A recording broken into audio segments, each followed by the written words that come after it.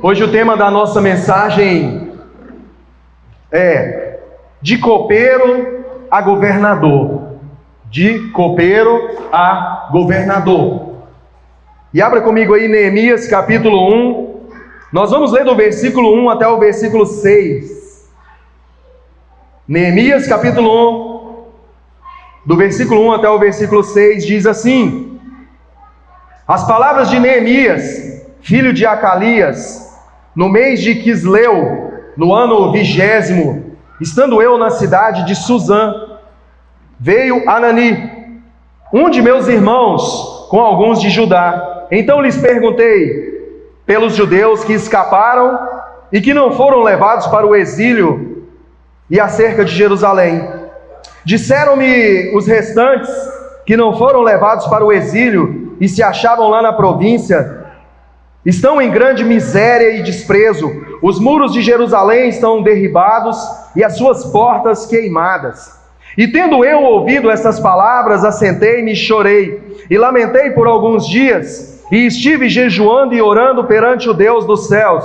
E disse: Ah, Senhor, Deus dos céus, Deus grande e temível, que guardas a aliança e a misericórdia para com aqueles que te amam e guardam os teus mandamentos. Estejam, pois, atentos os teus ouvidos e os teus olhos abertos, para acudires à oração do teu servo, que hoje faço a tua presença dia e noite pelos filhos de Israel, teus servos, e faço confissão pelos pecados dos filhos de Israel, os quais temos cometido contra ti, pois eu e a casa de meu pai temos pecado. Vamos até aqui, irmãos, para a glória desse Deus maravilhoso. Qual que é o contexto aqui da nossa história? Aqui Jerusalém havia sido, na verdade, destruída ali pela Babilônia, por volta de 586 anos antes de Cristo, e aqui o povo tinha sido levado cativo. E décadas depois disso, alguns judeus retornaram, e o templo ali já havia sido reconstruído, mas os muros continuavam derrubados, e as portas da cidade estavam queimadas. E sem os muros, a cidade de Jerusalém não tinha segurança, a cidade de Jerusalém não tinha estabilidade, e a cidade de Jerusalém não tinha honra.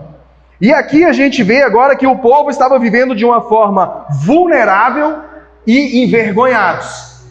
E interessante, irmãos, que algo que eu quero deixar bem claro aqui para os irmãos, é que enquanto estava acontecendo tudo isso, um homem chamado Neemias, que servia como copeiro a um rei chamado Artaxerxes, o nome abençoado, e eu acho que eu vou falar esse nome só uma vez. Quando eu falar o rei da Pérsia, é esse cidadão aqui, tá bom, irmãos? Artaxerxes. Quase sai uma oração em línguas, né?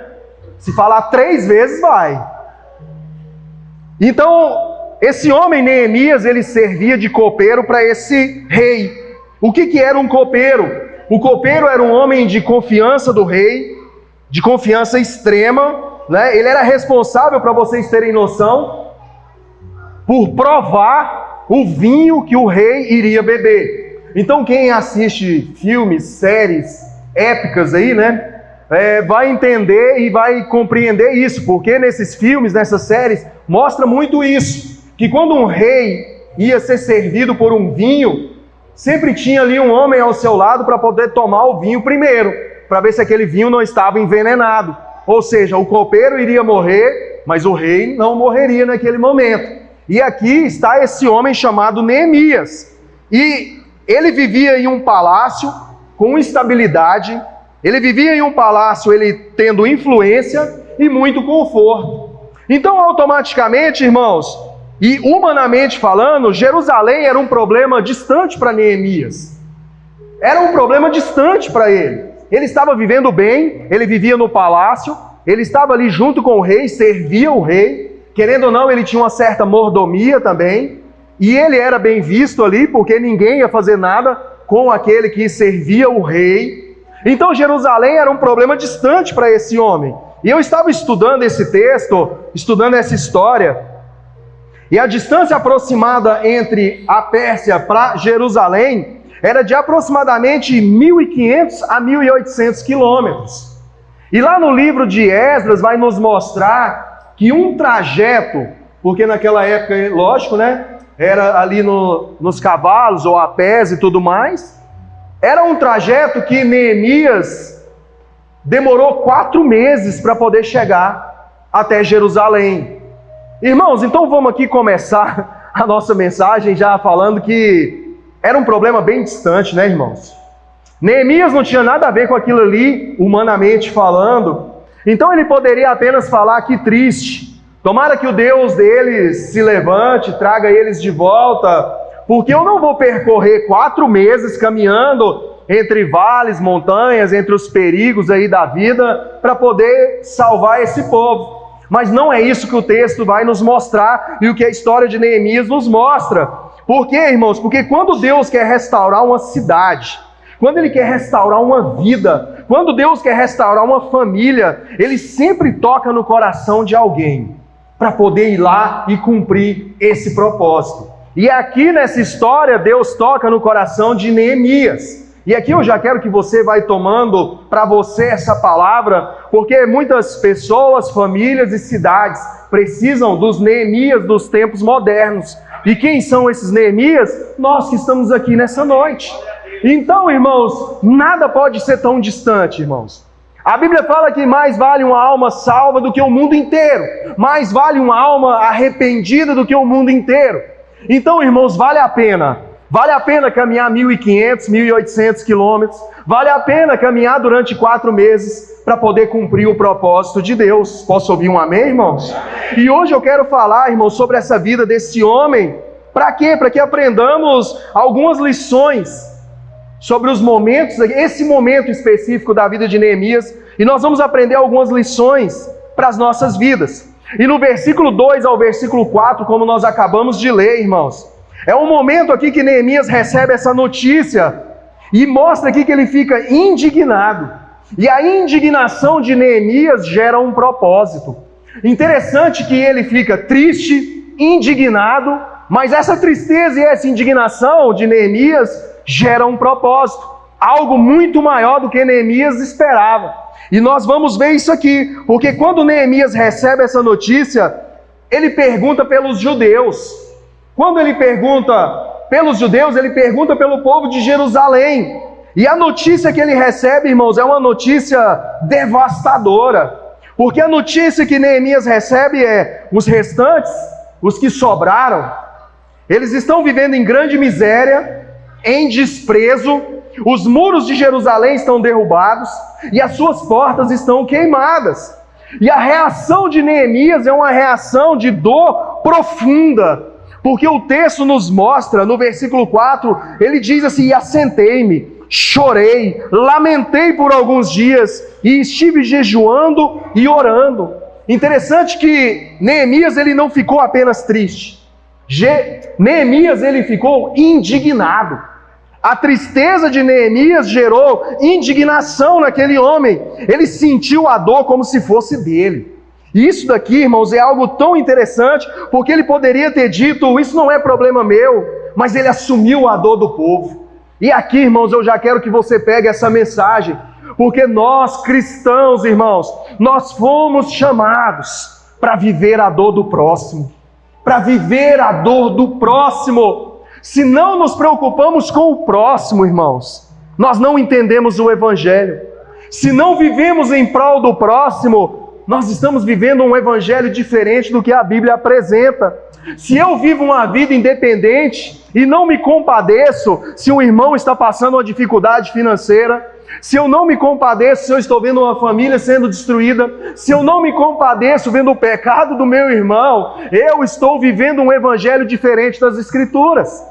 E Neemias sentou, chorou, se indignou, jejuou, orou em prol daquele povo, irmãos. Amém. Um povo que estava tão distante dele, um povo que estava tão distante. Há dores que revelam chamados. Escuta isso que eu estou te falando. Há dores que revelam chamados. Interessante, outra coisa, há indignações que são sementes de propósito. Quem não sente a dor, irmãos, nunca se dispõe a reconstruir nada. Quem não sente a dor do próximo? Quem não sente a dor de uma família? Quem não sente a dor da cidade? Quem não sente a dor do nosso país, irmãos? Quem não sente a dor do nosso país nunca estará disposto a reconstruir nada. Então você que se intitula como um cristão, nós que nos intitulamos como cristãos, se não nos compadecemos pelo nosso irmão, a nossa família, a família do nosso irmão, a nossa cidade, o nosso país, o nosso mundo, vou repetir isso para você sair com isso na sua mente. Estamos vivendo um evangelho diferente das Escrituras. Mas aquele que decide abandonar o comodismo, a zona de conforto, abandonar o eu para viver o evangelho. Esse, irmãos, é o que entendeu. Porque nenhuma dor, nada pode ser maior do que o propósito que Deus tem nas nossas vidas. Então, independente do que você esteja passando ou atravessando, deixa eu te falar algo, não espere as coisas melhorarem para você cumprir o seu propósito. Porque quanto mais distante você vai ficando do propósito, mais difícil vai ficando. E isso é muito interessante, irmãos. Não espere as coisas melhorarem para você fazer. Sabe por quê? Eu não vou ser pessimista, quem conhece aqui sabe. Mas, irmãos, a nossa vida de cristão aqui nessa terra, irmãos, é vale, é deserto, é luta, é tribulação, é tempestade. E muitos de nós iremos atravessar uma vida, uma jornada aqui nessa terra, desde o primeiro dia até o último dia de vida, enfrentando lutas.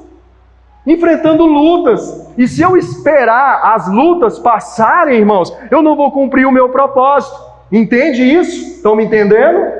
Então, não espere, apenas faça. Saia daqui dessa noite entendendo que você é um Neemias. Você é um Neemias do agora. Existe uma cidade, existem famílias destruídas, existe uma cidade destruída, existe um país destruído, irmãos. Essa palavra que eu vou ministrar aqui hoje, eu ia falar no início. Eu acho que não vai dar tempo de ministrar ela toda hoje, mas eu vou dividir em duas partes. E a de semana que vem, eu creio que ainda vai ser melhor do que a de hoje.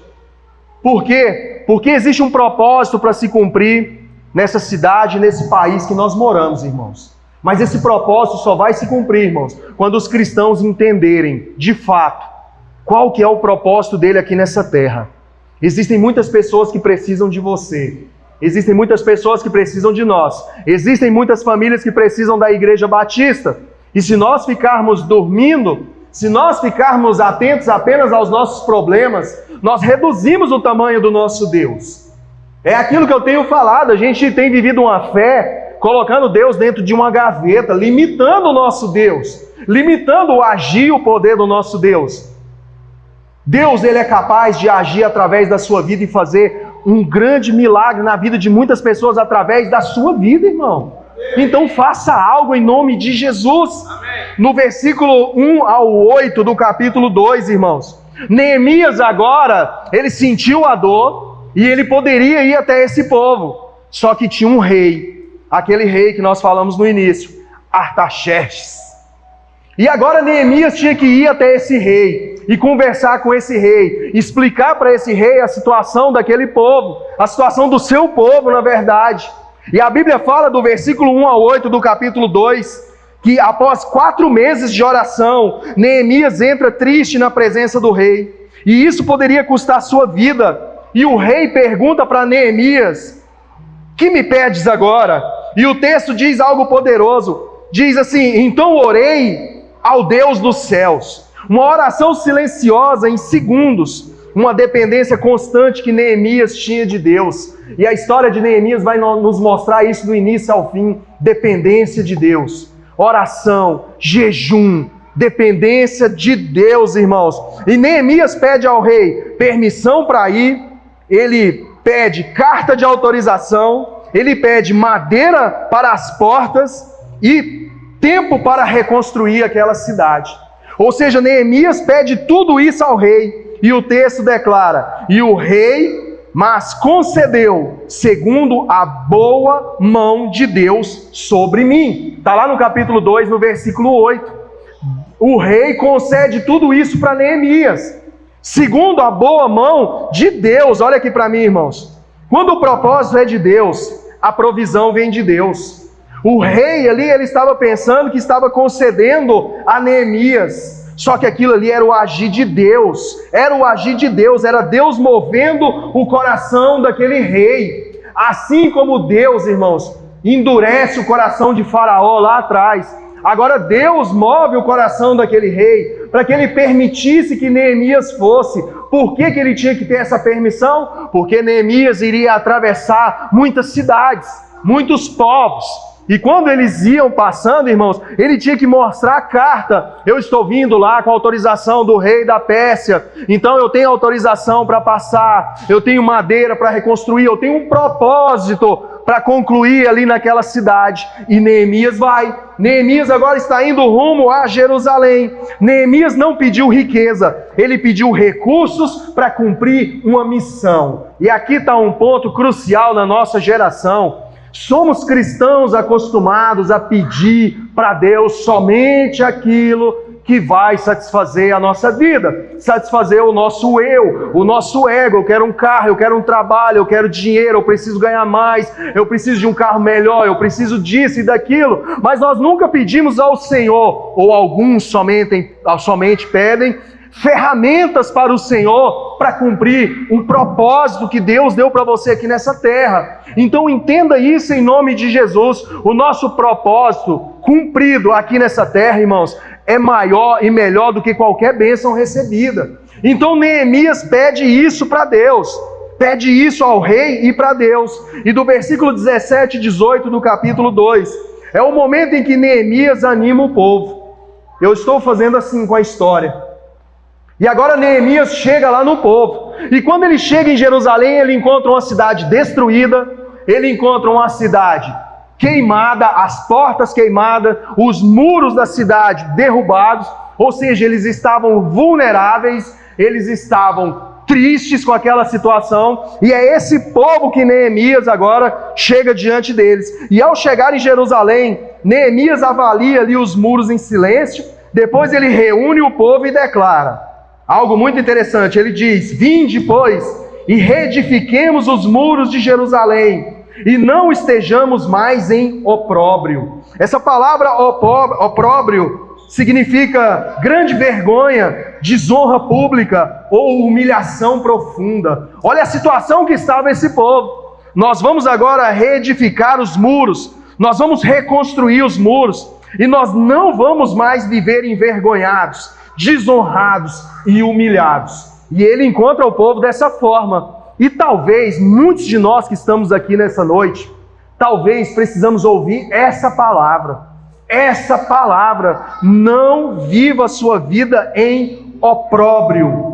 Não viva a sua vida dessa forma, com grande vergonha, desonra ou humilhação. Não foi para isso que nós fomos chamados, em nome de Jesus. Nós fomos chamados para cumprir o nosso propósito aqui nessa terra. Então não viva dessa forma. E Neemias compartilha ali do seu testemunho. Então lhes declarei, como a boa mão do meu Deus fora sobre mim. E o povo respondeu para Neemias. E olha só agora qual que foi a resposta do povo: levantemo-nos e edifiquemos. Ou seja, um povo que estava destruído, abatido, agora se levanta.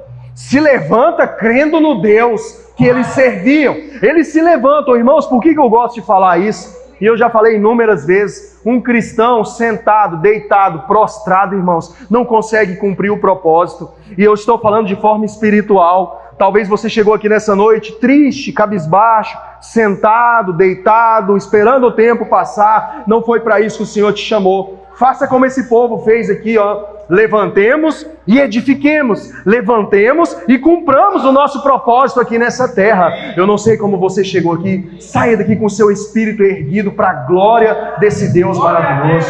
Dê uma salva de palmas aí a esse Deus maravilhoso.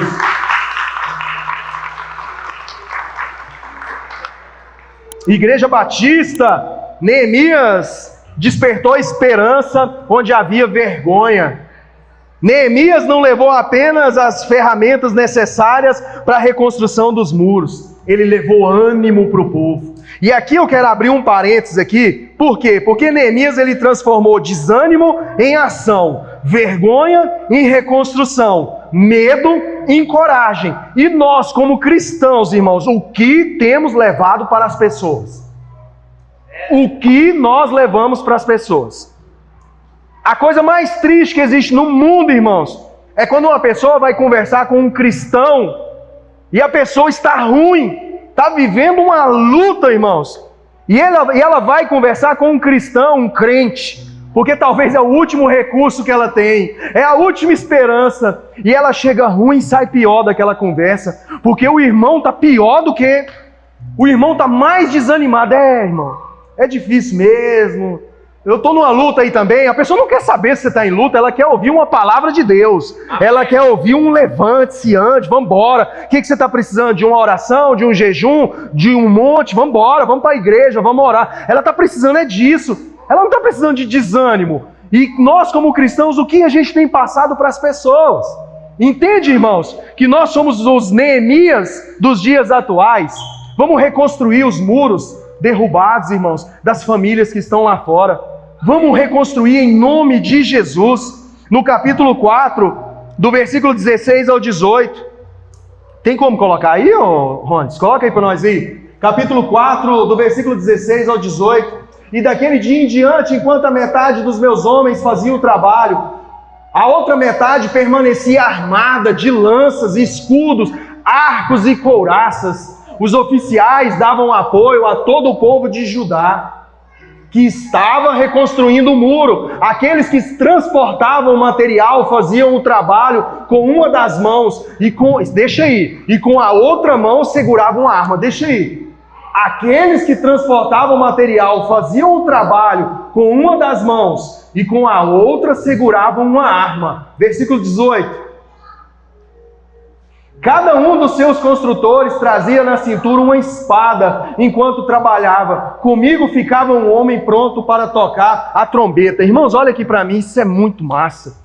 Porque ali mostra a reconstrução. Vocês viram aqui que é um povo unido, um povo buscando um só propósito, um povo lutando para a reedificação, para a reconstrução dos muros, o povo unido, unânimes. E a Bíblia fala que enquanto eles estavam trabalhando com uma mão, na outra mão estava a espada. Enquanto eles estavam aqui trabalhando com uma mão, eles estavam aqui prestando atenção nos inimigos. Ou seja, com uma mão eles construíam, com a outra mão eles estavam prontos para lutar. Isso daqui é muito bom para as nossas vidas, irmãos. Por quê? Porque nós não podemos, irmãos, deixar o inimigo nos pegar de surpresa. Entende isso? Naquela época era espada, era faca, era machado. Hoje as nossas armas são espirituais. Então, enquanto você está olhando para frente, olhando para o autor e consumador da sua fé, que é Jesus, fique atento ao inimigo, porque qualquer momento ele pode chegar. E quando ele chega e pega um cristão desprevenido, a derrota é certa. Mas quando ele pega um cristão, irmãos, prevenido,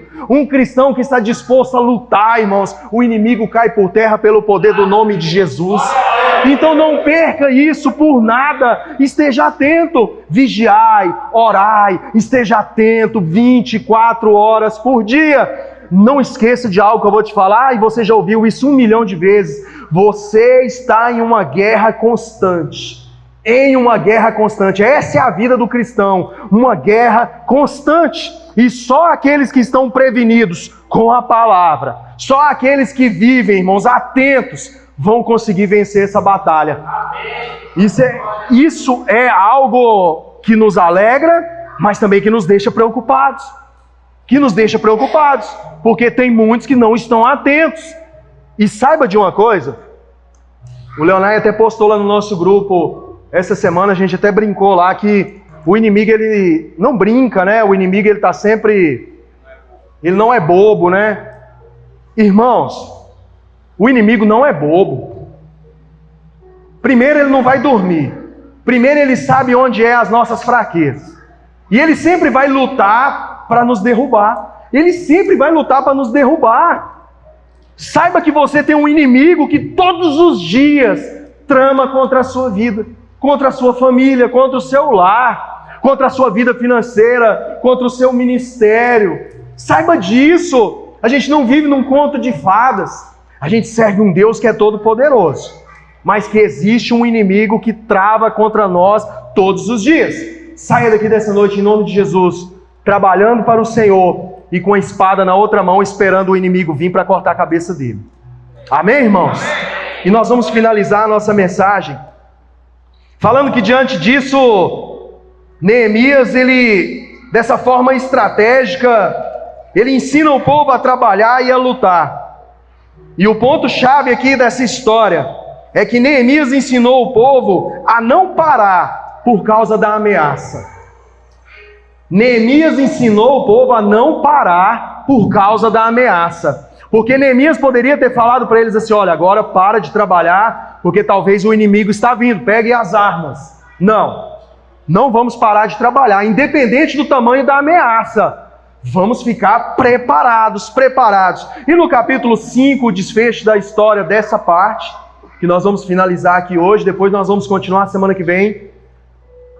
Fala que Neemias, um copeiro do rei Artaxerxes, que estava lá na Pérsia, que sai da sua cidade, sai do seu conforto, agora ele vai até Jerusalém. A Bíblia fala que ele reconstrói os muros, 52 dias, 52 dias, que foi a reconstrução dos muros, algo que demoraria talvez anos para ser reconstruído, mas com a mão poderosa de Deus, aconteceu em menos de 2 meses.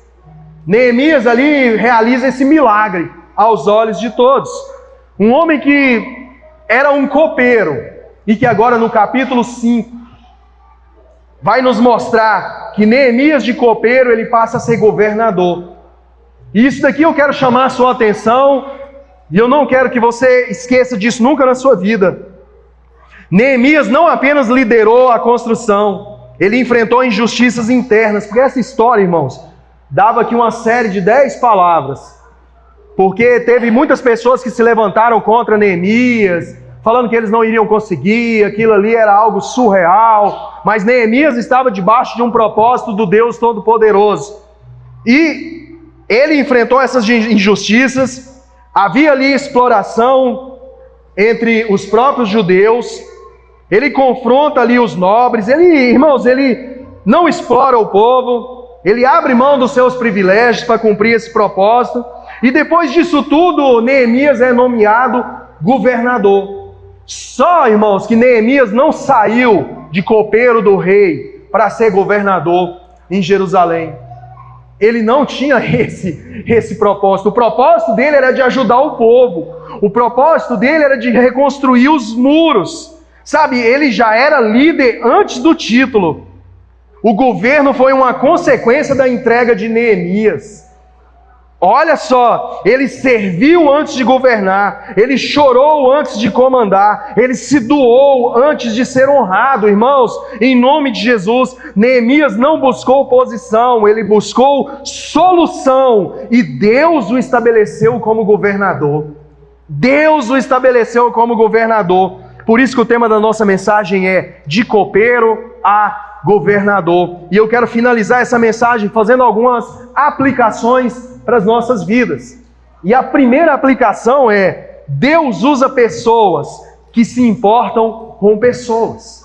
E isso é muito sério. Amém. Parece algo banal, mas é muito sério. Deus usa pessoas que se preocupam com pessoas. Se você não sente a dor do próximo, não se compadece pelo pecado do próximo, do povo, como eu disse, talvez você está vivendo de uma forma errada. Talvez você está vivendo um evangelho errado. Estamos vivendo aí talvez uma geração onde nos preocupamos mais com o nosso cachorro, preocupamos mais somente com a nossa família, com o nosso trabalho, com a nossa vida financeira. Tudo isso faz parte. Tudo isso faz parte.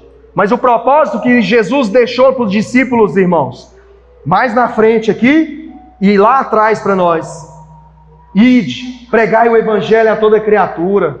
Ide, pregai o evangelho. Vocês vão ser mortos, vocês vão ser escorraçados, apedrejados, mas essa é a missão que eu vos dou. Às vezes a gente só quer a parte boa do evangelho. Às vezes a gente só quer o vinde a mim. Somente o vinde a mim. A gente não quer a parte que nós temos que nos doar. E Deus te chamou para cuidar de pessoas. Em nome de Jesus, saia com isso no seu coração. Existem pessoas que precisam de você. Existem pessoas que precisam de mim. E existem pessoas que você vai alcançar que eu jamais irei conseguir alcançá-las. Mas Deus usa pessoas que se preocupam com pessoas. Então todos os dias que você levantar, lembre-se de algo: existe alguém que precisa de mim. Existe uma família que precisa de mim. Existe alguém que está vivendo uma situação muito pior do que a minha. Existe alguém que está enfrentando uma luta muito pior que a minha. Então essa luta não vai me parar. Essa luta não vai deter. Essa luta não vai paralisar o propósito que Deus tem para a minha vida. Saia com isso no seu coração, em nome de Jesus. A Igreja Batista precisa de você. Deus precisa de você. Deus usa pessoas que se preocupam com pessoas. O segundo ponto: o propósito atrai provisão. Quando a causa é de Deus, Ele move até reis para cooperar, irmãos. Pastor, hoje eu não tenho nada, eu não consigo fazer nada. Saia com isso no seu coração. Propósito atrai provisão. Aos olhos naturais, aos olhos humanos, irmãos, a nossa Igreja Batista, 1 ano atrás, nós não tínhamos praticamente nada, humanamente falando, visual. A gente não tinha nada, mas há um propósito na Igreja Batista. E quando nós estamos dentro desse propósito, aí vem a provisão de Deus. E aí Deus vai assim, irmãos, Deus vai abrindo portas. Ah, vocês podem pensar que é uma coisa pequena. Ah, irmãos, ei, isso aqui, irmãos, isso aqui, ó, é uma vitória para nós, irmãos. Irmãos, a nossa igreja mês passado, nossas contas bate aí uns 3.800. Sabe quanto que a gente arrecadou? 3.800. Mas deixa eu te falar algo tão interessante, irmãos, que a gente não tinha dinheiro para construir isso aqui. Mas aí, irmãos, o inimigo pode pensar assim: vocês não vão conseguir nem levantar essas caixas. Conseguimos levantar as caixas, conseguimos fazer esse altar e vamos fazer muitas coisas ainda. Sabe por quê? Porque nós servimos ao Deus da provisão, irmãos. Ao Deus da provisão. Saia com isso no seu coração. Sabe aquele projeto, aquele sonho que você tem? Irmão, coloca isso diante de Deus. Você serve ao Deus da provisão e é Deus quem faz. O terceiro ponto: palavras certas levantam pessoas caídas. Seja alguém que anime as pessoas e não alguém que aumente as ruínas. Eu já falei isso ali atrás na palavra, o que nós levamos para as pessoas. Seja um cristão que anime, seja um cristão que motive, seja um cristão que mostre para aquela pessoa que o Deus que ela serve é muito maior do que a luta que ela está enfrentando. Não leve mais desânimo, não leve mais luta e não leve mais dor para as pessoas. Ei, quem é líder, quem é pastor, quem é cristão há muito tempo sabe, irmãos, tem dias que a nossa vontade é de ficar em casa e não vir para a igreja. Às vezes a gente vem pregar, vem tocar, vem cantar, vem ministrar, passando uma luta com dor no coração, mas isso não vai nos parar, porque o nosso Deus é maior do que tudo. Vocês entendem isso? Não deixe as lutas paralisarem aquilo que Deus tem para a sua vida e levante as pessoas em nome de Jesus. O quarto: trabalhe com uma mão e vigie com a outra. É aquilo que eu disse: construa sua vida espiritual, mas permaneça atento às investidas do inimigo. E por último, para a gente finalizar, sirva com fidelidade. A promoção vem de Deus. Neemias jamais quis ser um governador. Ele quis apenas ajudar o povo. Ele quis apenas morrer, irmãos. Ele quis apenas morrer. Porque quando ele vai falar com o rei, ele estava correndo risco ali de morte. Quando ele chega em Jerusalém, ele estava correndo risco de morte. Ele apenas queria morrer em prol de uma causa, em prol de um propósito. E ele vai lá, ele reconstrói, ele anima o povo, ele exalta o Deus daquele povo. Ele leva aquele povo a voltar a reconhecer o tamanho do Deus que havia libertado eles lá atrás.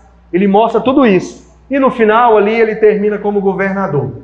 Eu não sei como está a sua vida. Eu não sei como está a sua família. Eu não sei como está a sua vida ministerial. Não sei. Mas Deus sabe. Mas Deus sabe. E eu creio, irmãos, em nome de Jesus, essa foi a minha oração durante a semana. Pai, em nome de Jesus, levante copeiros para governador. Tire pessoas que estavam caídas para uma vida abundante na tua presença. Amém. Aquela pessoa que estava morta espiritualmente, traga vida novamente. Levante Neemias, Pai. Levante homens e mulheres dispostos a entender que não é a distância, não é o medo, não é os problemas, não são as dificuldades da vida que vão nos paralisar. Levante homens e mulheres que entendam que existe uma Jerusalém para ser reconstruída. Existe uma Goiânia, existe um país, existem famílias. Mas pastor, eu ainda não consigo ser esse Neemias, porque na verdade eu estou precisando reconstruir alguns muros na minha vida. E eu quero finalizar te falando isso. Talvez você chegou aqui nessa noite e a sua vida está como Jerusalém. Os muros derrubados, as portas queimadas. Por isso você não está conseguindo ser um Neemias. E talvez nessa noite Deus te trouxe para cá para primeiro reconstruir os muros da sua vida.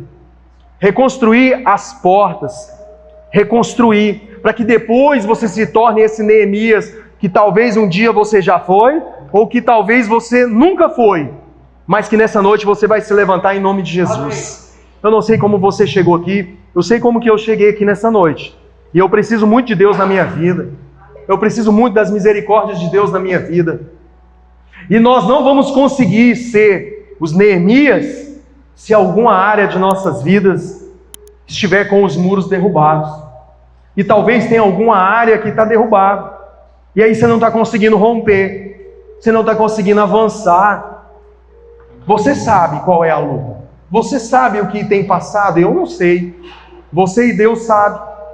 E é nesses momentos, numa igreja simples como essa, em um lugar simples como esse, que o Deus Todo-Poderoso age de uma forma especial, trazendo ânimo, arrependimento, cura, salvação, trazendo restituição, levantando muros. Qual é o muro que precisa ser levantado na sua vida para que você cumpra o chamado e o propósito que Deus tem para você? Feche teus olhos em nome de Jesus, eu quero orar com você nessa noite.